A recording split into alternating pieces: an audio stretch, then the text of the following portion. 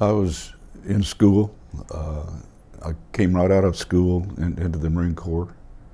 I was 17, and I came in on my birthday, on my 17th birthday, and my parents had to sign for me to enlist, which they reluctantly did. And from there, it was from the boot camp to El Toro. That was I went through boot camp, and I was assigned. My preference of duty at that time was tanks and amphibious tractors. And when they sent me from boot camp to El Toro to aviation intelligence, so I was stuck with that. And then I was transferred to the VMR 352 Transport Squadron, and my job entailed receiving and classifying and distribution of secret materials or classified materials, and making sure that it was filed properly and maintained. Well, you look back on the episodes that happened. Coming out of school right into the Marine Corps, I was a young wise ass with really not that much discipline, and I learned a lot about discipline and leadership and things of that nature that it pertains directly to the Marine Corps and the training that they give their people. So we were well trained in every phase of military life, and that made a big impact on me throughout the rest of my life. And being dedicated to that concept is what makes it all the more rewarding when you look back. Well, my parents were reluctant at that time for me to go in. I had to beg them to sign the waiver, and of course my parents were very proud of what I was doing, so that all worked out very well. My father and I locked horns quite often. Of course, I was, like I said before, I was young and really not that disciplined at the time. And the other was I was kind of elated to get out on my own. I liked the military. I liked the discipline that the Marine Corps had, which I had very little at that time. And of course, I was proud of the uniform. It attracted a lot of feminine people, and I was young and single, and thought I could do no wrong. I was married in 1960, and I had two daughters. And just the military environment that they grew up in has made them very strong people. My wife is probably as strong as any Marine walking, and I mean she's got her definite ideas on things, and she'll perform and do it the way she feels like she should do it. She's a very strong person because she was left alone with two little girls, and she knows how to cope, and she's not the kind of person that if she gets a water leak in the house to call a plumber. She goes and attacks it herself to repair it, and the impact that it's had on my family was tremendous. So whenever I got a chance, I wrote home, and of course I received letters from home, so that was our only communications. We didn't have the telephones and the stuff that they have today to communicate with. And of course, when we were aboard ship, the mail didn't go out very often, so sometimes it'd be a couple of weeks before we got a letter or heard from them. Well, a typical day on my first tour, we were stationed in Da Nang, and we were living in old French barracks. The staff, and we were quite a distance from Da Nang Airport, and that's where our choppers were based. Our compound was, we had barbed wire all around it, and we were in the middle of tapioca patches, and we only had a company of Marines guarding our compound, and we ate pretty well. We had the R4D aircraft attached to us, and our people would fly out to the Philippines and load up with stuff that we wanted and come back, and we had steaks and beer, and although the beer was usually Falstaff, which had so much formaldehyde floating in it, it looked like spider webs. So that was a pretty good tour of duty. But we spent our 13 months there, and our job was to train the Vietnamese military how to fly and maintain the choppers. And we were not supposed to fly missions, but you know how that goes. We'd go out, and there'd be 2 of our choppers and 2 of the Vietnamese, and we'd get halfway to the target, and the 2 Vietnamese choppers would develop engine trouble and return to base. So I left our 2 364 choppers, or the other squadrons were going in alone. So that didn't work out too well.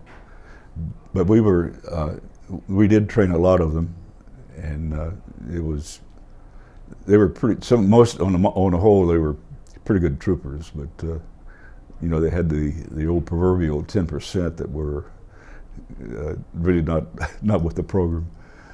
Yeah.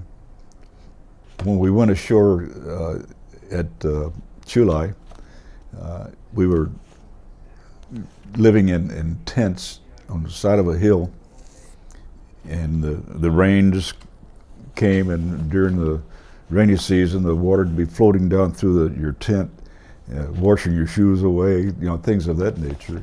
And we really had no food. They'd set up a mess hall. They'd serve coffee and chicken noodle soup.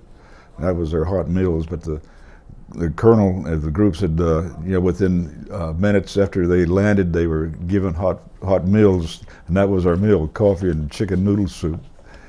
But you know, other than being wet during the rainy season all the time, the red mud that was always available around the camp, and we finally got a generator going, and we got some electric lights, not much. But on our second tour, we knew that what the conditions were, so we made a raid at Norton Air Force Base and picked up refrigerators, and the officers and staff got together and pooled their money and bought a lot of cases of beer, which we packed in our ground support equipment. But the group embark officer, as we was doing it, was taking notes, and once we landed at our new base, the group CO sent him down, and they confiscated all of our beer and took it up to his tent. And of course, he let us keep our refrigerator because we gave him one. And but he said he confiscated the beer, and he would not give it out. He said he will sell the beer and donate the money to the widow of the first guy killed in the squadron, which it happened, and I don't know whether she ever got the money or not, but our beer was depleted. Yeah. Well, it's the missions that we flew, you know, were mostly medevacs and evacuations of the medevacs, and resupply of troops that are out in an outpost. And it was always, every mission was kind of different depending on what we were doing with it. we had a lot of hairy missions that we received fire in and out of the zones. Of course, we had our Hueys protecting us, but the Viet Cong and the North Vietnamese, they adjusted their strategy as far as taking care of us. They knew that we were troop carriers, and the Hueys would go in and look the area over before we went in, and they'd usually say it was clear or whatever, but they'd go down real low and try to draw fire, and as soon as they fired on the Huey, they were history, because the Huey followed them and they'd blow them to Kingdom Come. But they adopted a system where they wouldn't fire on the Hueys. They'd wait until our troop transports come in, and of course we didn't have any Huey squadrons, the Marine squadrons, and our Huey protection had to come out of Saigon from the Army, which I can't say enough about those guys. They were young warrant officers and fearless, and they would go down and, they'd follow us right to the ground, and they saved a lot of our choppers from taking hits. But as far as the feelings, you go in, you're going in on a mission, and you're being shot at, and you kind of go numb, just watching and shooting and doing whatever you had to do to try to protect your crew. And of course it was elation after you got back to the base and stepped off the aircraft and counted the bullet holes in your bird, or it was, thank God, I'm home safe. I'm not a smoker, but I found out that I could smoke a cool cigarette and inhale it and give me a kind of a calm feeling, So I smoked a few cigarettes, but it was, again, getting back to base that feeling is hard to describe. You just thank God that it happened. Of course, this is where all your training comes in. You know what to expect, and there's nothing unexpected going to happen, other than a 50 caliber machine gun sitting down on that you're not aware that it's there. When I can remember we're flying a mission, and I saw these puffs of white, looked like cotton balls, and I said, "What is that?" Well, we got back to base and found out that the intelligence section said, well, it had 20 millimeters, and what you saw was the flak and the tracers coming. So, geez. But just watching tracers coming toward you, it was nothing you could do about it. You could see the tracers, but you're worried about all the bullets between the two tracers that where they are, right?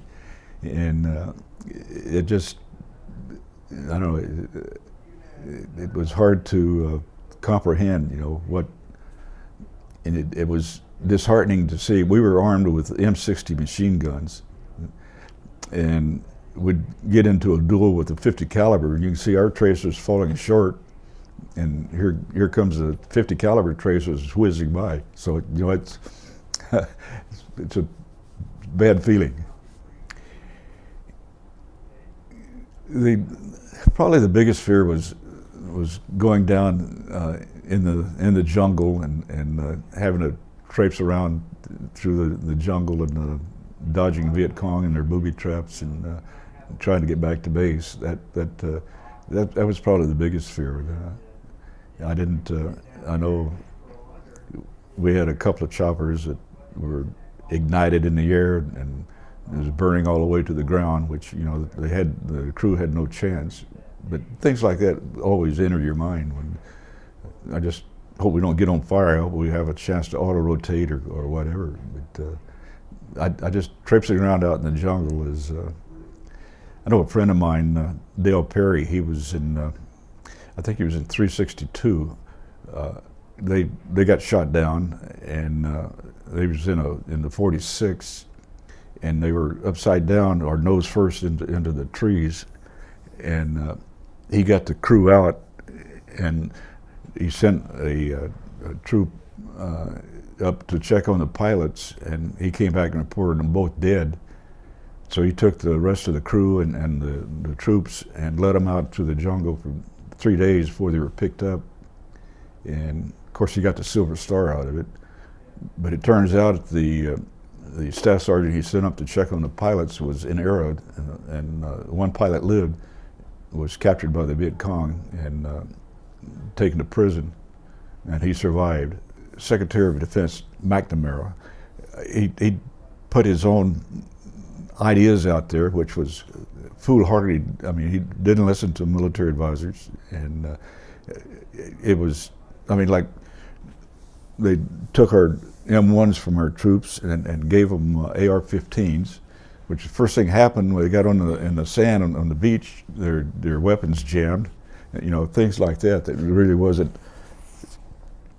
It was issuing was a political deal to, you know, to utilize the local economy to manufacture the weapons, and that McNamara electronic fence he supposedly put around the, I mean, things like that was just foolhardy.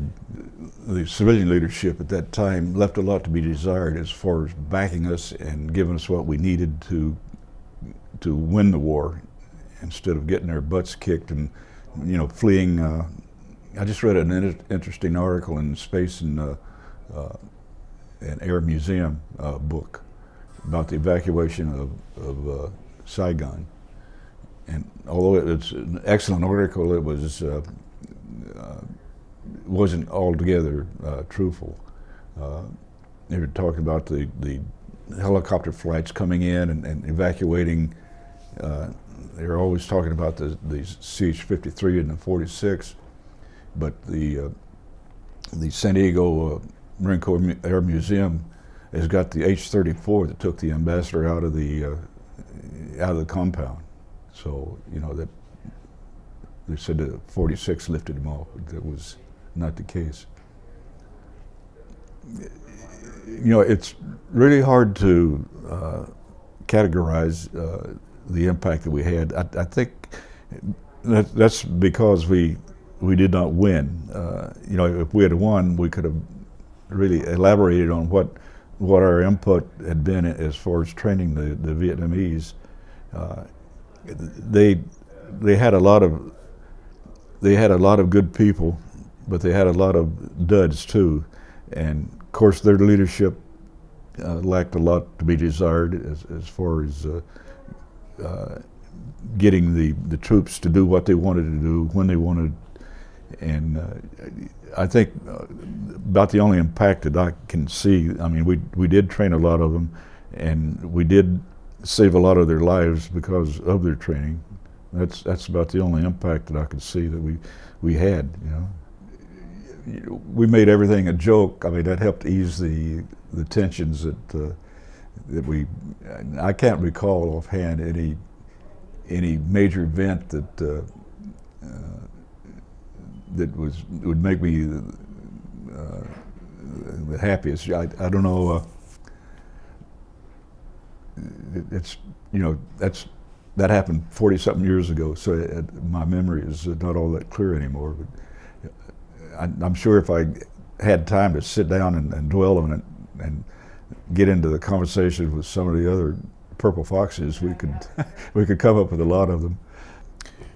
Well, I think the proudest thing I got or accomplished was making Master Gunnery Sergeant, which, you know, back in 1960 when I came into the squadron, you know, I was a lowly staff sergeant with, well, maybe I'll make Gunnery Sergeant before I retire, but I was promoted to Master Sergeant, and then I went to the State Department, and I really didn't have enough time and grade to be promoted to Master Gunnery Sergeant, but On merit, they promoted me. The ambassador of Yugoslavia promoted me to Master Gunner Sergeant. So it was some proud moments there.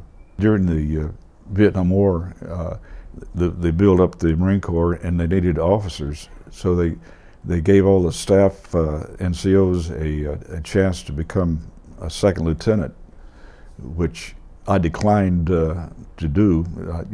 I liked my flying status. I had liked my flight pay, so I didn't put in for it.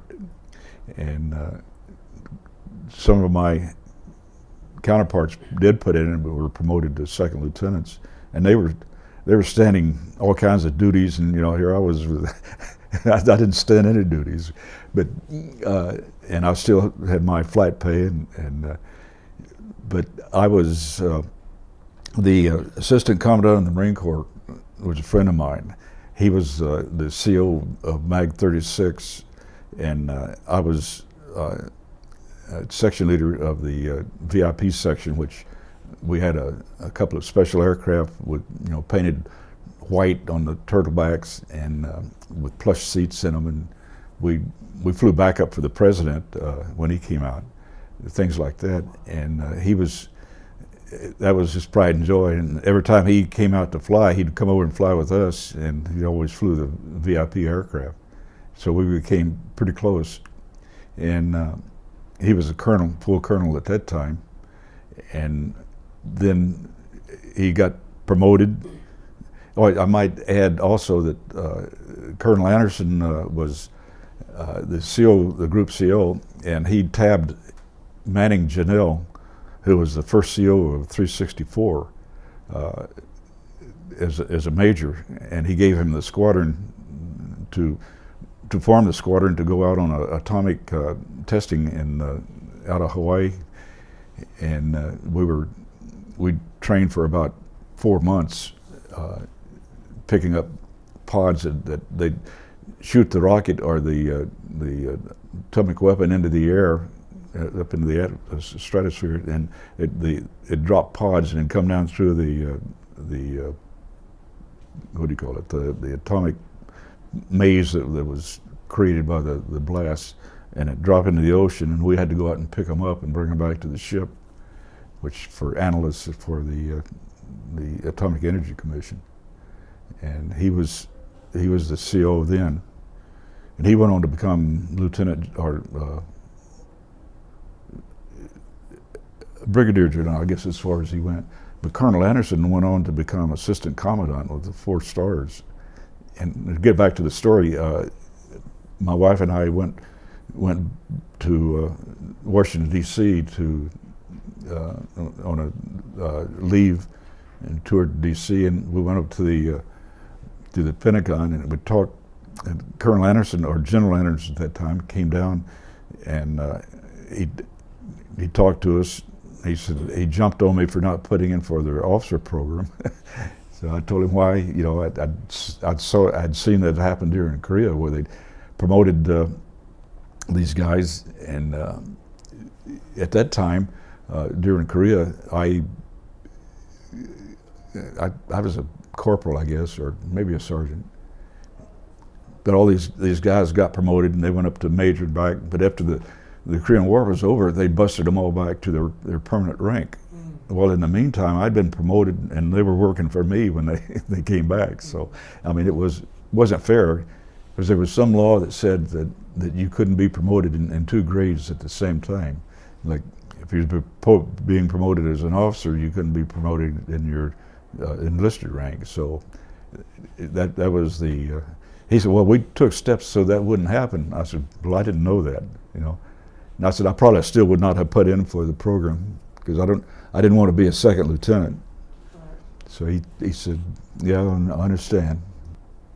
Just offhand, I can't think of any accomplishment we made because we didn't win, and Vietnam is now ruled by the communists.